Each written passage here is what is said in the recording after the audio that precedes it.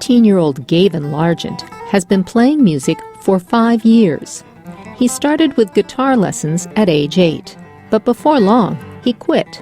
Not making music, just taking lessons. I wasn't learning anything and I was just playing those notes on the paper.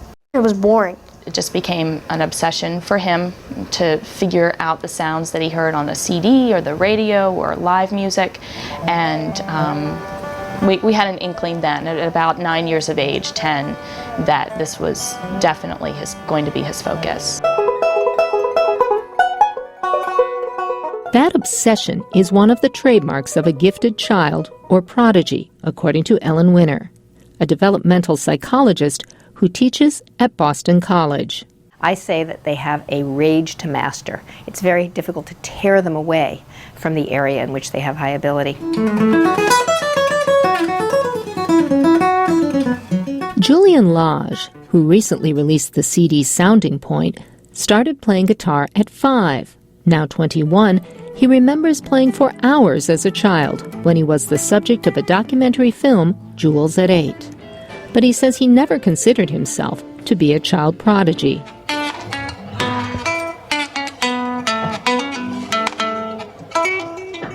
Younger musicians, at least my contemporaries who have been called prodigies, they feel a bit slighted because it does undermine the work ethic, you know, the thousands of hours that you put in just to be able to produce a sound on your instrument.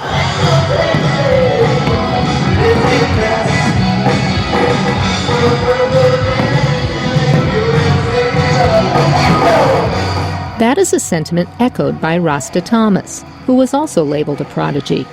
He now headlines his own dance company, Bad Boys of Dance.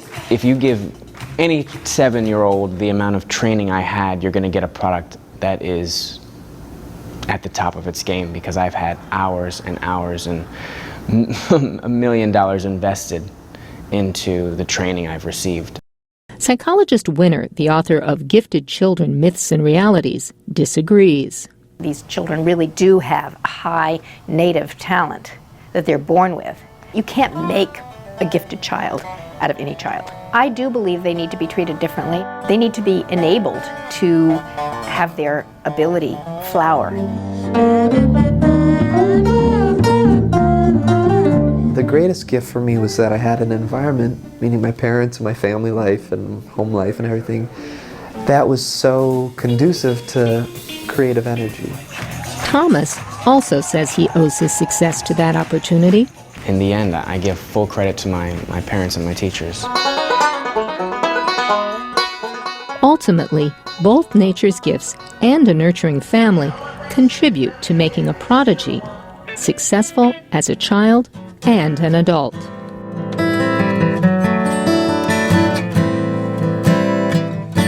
Susan Logue, VOA News, Washington.